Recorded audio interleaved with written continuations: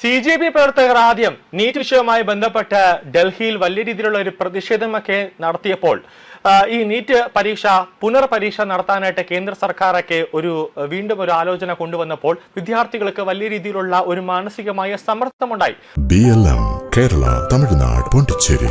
പക്ഷെ നരേന്ദ്രമോദി അത് വ്യക്തമായി തന്നെ പറഞ്ഞു, നിങ്ങൾ പേടിക്കേണ്ട, ഭയപ്പെടേണ്ട കാര്യമില്ല, വീണ്ടും ഒന്നും കൂടെ നിങ്ങൾ പരീക്ഷ എഴുതിയാൽ മതി. പക്ഷേ ചോദ്യങ്ങളൊക്കെ നല്ല എളുപ്പമുള്ള ഒരു ചോദ്യങ്ങളായിരിക്കും, അതിൽ യാതൊരു പ്രശ്നവുമില്ല. അങ്ങനെ തന്നെ വിദ്യാർത്ഥികൾ പരീക്ഷ എഴുതി കൃത്യമായി തന്നെ അതിന്റെ റിസൾട്ട് അടക്കം പുറത്തേക്ക് വന്നു. ഒരു പ്രശ്നവുമില്ലാതെ ഇപ്പോൾ അഡ്മിഷൻ പോകുന്നുണ്ട്. പക്ഷേ ഒരു പ്രതിഷേധം സർക്കാരിന്റെ ഭാഗത്ത് നിന്നും ഒരു നീക്കം ഉണ്ടായപ്പോൾ അതിൽ വിദ്യാർത്ഥികൾക്ക് വലിയ രീതിയിലുള്ള ഒരു ബുദ്ധിമുട്ടുണ്ടായി. സ്വാഭാവികമായി വിദ്യാർത്ഥികൾ അതിനൊരു പ്രതിഷേധം നടത്തുക എന്നുള്ളത് സ്വാഭാവികമാണ്. അങ്ങനെ നീറ്റ് പരീക്ഷയിലെ വിദ്യാർത്ഥികൾ ഈ CJPയുടെ ഒപ്പം കൂടി കേന്ദ്ര സർക്കാരിനെതിരെ ഒരു പ്രതിഷേധം നടത്താൻ വേണ്ടി ഡൽഹിയിലേക്ക് എത്തി. പക്ഷേ കുറച്ച് ദിവസം കഴിഞ്ഞപ്പോഴാണ് ഈ വിദ്യാർത്ഥികൾക്കടക്കം കാര്യങ്ങൾ മനസ്സിലായത്. ഈ പ്രതിഷേധം, അതായത് ഡൽഹിയിൽ നടക്കുന്ന പ്രതിഷേധം കേന്ദ്ര സർക്കാരിന് എതിരെ അല്ലെങ്കിൽ CJP നടത്തുന്ന പ്രതിഷേധം നീറ്റ് വിഷയവുമായി ബന്ധപ്പെട്ടതല്ല. അവർ വിദ്യാർത്ഥികൾക്ക് പിന്തുണ നൽകാൻ വേണ്ടി അവർ ഡൽഹിയിൽ ജന്തർ മന്ദിറിൽ വന്ന് സമരം നടത്തുന്നതല്ല. അവരുടെ ലക്ഷ്യം വേറെയാണ്. അതായത് നരേന്ദ്രമോദി സർക്കാരിനെ അസ്ഥിരപ്പെടുത്തുക അല്ലെങ്കിൽ നരേന്ദ്രമോദി സർക്കാരിനെ താഴെ ഇറക്കുക. അവരുടെ ലക്ഷ്യം ധർമ്മേന്ദ്ര പ്രധാനോ അല്ലെങ്കിൽ നീറ്റോ ഒന്നുമല്ല, പ്രധാനമന്ത്രി നരേന്ദ്രമോദിയാണ് അവരുടെ പ്രധാന ടാർഗറ്റ്. അതാണ് അവരുടെ ലക്ഷ്യമെന്ന് വിദ്യാർത്ഥികൾക്ക് മനസ്സിലായി. അതുകൊണ്ട് തന്നെ ഒരാഴ്ചയൊക്കെ കഴിഞ്ഞപ്പോൾ അല്ലെങ്കിൽ ഒരു 3-4 ദിവസം കഴിഞ്ഞപ്പോൾ തന്നെ വിദ്യാർത്ഥികൾ ഇപ്പോൾ ആ സമരപന്തലിൽ നിന്നും അവർ തടി തപ്പി അവർ നേരെ അവരുടെ വീട്ടിലേക്ക് പോകുന്ന ഒരു സാഹചര്യമുണ്ടായി.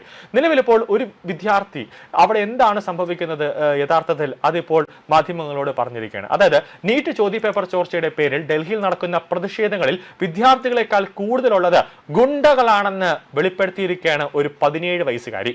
നീറ്റ് വിദ്യാർത്ഥിനിയായ റൂഷി മെഹ്റ സമരത്തിൽ പങ്കാളിയായി എത്തിയതാണ് ജന്തർ മന്ദിറിൽ. എന്നാൽ ഇവിടെ സ്ഥിതിഗതികൾ മാറിക്കഴിഞ്ഞുവെന്നും തന്റെ സുരക്ഷയെയും ഭാവിയും ഭയന്ന് സമരസ്ഥലത്ത് നിന്ന് മടങ്ങിപ്പോവുകയാണെന്നുമാണ് റൂഷി പറയുന്നത്. ഈ സ്ഥലത്ത് തുടരുന്നത് സ്വന്തം കരിയർ പോലും, സ്വന്തം ജീവൻ പോലും തകർക്കും, അല്ലെങ്കിൽ സ്വന്തം ജീവന് പോലും ഭീഷണിയാണെന്ന് റൂഷി പറയുന്നു. കാരണം അത്രയേറെ കൊപ്രാത്തരങ്ങളാണ് ഈ പാറ്റ പ്രവർത്തകർ കാണിച്ചു കൂട്ടുന്നത്. കാരണം അവരുടെ നീറ്റിന്റെ ഫുൾ ഫോം എന്താണ് ചോദിച്ചപ്പോൾ അവർക്കറിയില്ല. പോട്ടെ, ഈ UGCയുടെ ഫുൾ ഫോം എന്താണെന്ന് ചോദിച്ചപ്പോൾ യൂണിവേഴ്സിറ്റി ജെൻസ് കമ്മീഷൻ എന്ന് പറഞ്ഞവന്മാരാണ് ആ CJPയിലെ പാറ്റാപ്പുറത്ത് നിൽക്കുന്നത്. കൂടാതെ എന്തെങ്കിലുമൊക്കെ ഒരു ചെറിയ ഒരു ജനറൽ നോളജ് ഇവന്മാരുടെ അടുത്ത് ചോദിച്ചു കഴിഞ്ഞാൽ അതുപോലും ഇവർക്ക് പറയാൻ അറിയില്ല എന്നുള്ളതാണ് ഏറ്റവും പ്രധാനപ്പെട്ട കാര്യം. നീറ്റ് പരീക്ഷ എന്തിനു വേണ്ടിയാണെന്ന് ചോദിച്ചപ്പോൾ പോലും അതുപോലും ഉത്തരം പറയാൻ അറിയാത്തവരാണ് പാറ്റാ പ്രവർത്തകർ കേന്ദ്ര സർക്കാരിന് നേരെ സമരവുമായി വരുന്നത്. ഇത് പ്രതിഷേധത്തിലെ എന്റെ അവസാന ദിവസമാണെന്നാണ് ആ 17 വയസ്സുകാരി ദേശീയ മാധ്യമങ്ങളോട് പറഞ്ഞത്. ഞാൻ വീട്ടിലേക്ക് മടങ്ങുകയാണ്, എനിക്കിനി ഇവിടെ തുടരാൻ കഴിയില്ല. ഓരോ യഥാർത്ഥ വിദ്യാർത്ഥിയുടെയും ചുറ്റും അക്ഷരാർത്ഥത്തിൽ 5 ഗുണ്ടകളാണ്. അതായത് ആ പാറ്റാ പ്രവർത്തകർ എന്ന് പറഞ്ഞ് ഡൽഹിയിൽ നിൽക്കുന്നത് മുഴുവനും ഗുണ്ടകളാണെന്ന് റൂഷി പറയുകയാണ്. തനിക്കും കുടുംബത്തിനും പരിചയമുള്ള കുറച്ച് പോലീസ് ഓഫീസർ ഡൽഹിയിൽ ഉണ്ടായിരുന്നു. അവർ പറഞ്ഞത് സമരസ്ഥലത്ത് എന്തെങ്കിലും ഒരു ബുദ്ധിമുട്ടുകൾ ഉണ്ടായാൽ, എന്തെങ്കിലും സ്ത്രീകൾക്ക് നേരെ എന്തെങ്കിലും ഒരു അതിക്രമമോ അങ്ങനെ എന്തെങ്കിലും ഉണ്ടായാൽ, നിങ്ങൾക്ക് ഒരു ബുദ്ധിമുട്ടുണ്ടാക്കുന്ന തരത്തിലുള്ള ഒരു സമീപനം അവിടെ ഉണ്ടായാൽ നമ്മളെ വന്ന് അറിയിക്കണമെന്ന് ആ പോലീസ് ഉദ്യോഗസ്ഥർ പറഞ്ഞു എന്നാണ് റൂഷി പറഞ്ഞത്. പ്രതിഷേധത്തിനിടെ ആളുകളോട് മാറി നിൽക്കാൻ ഓഫീസർ ആവശ്യപ്പെട്ടിട്ടും ഏകദേശം 15 പേരടങ്ങുന്ന ഒരു സംഘം പെട്ടെന്ന് തന്നെ ആക്രമിച്ചുവെന്നാണ് റൂഷി പറയുന്നത്. ഇന്നലെ രാത്രി ആ പോലീസ് ഉദ്യോഗസ്ഥന്റെ കയ്യിൽ ഒരു വടി പോലും ഉണ്ടായിരുന്നില്ല.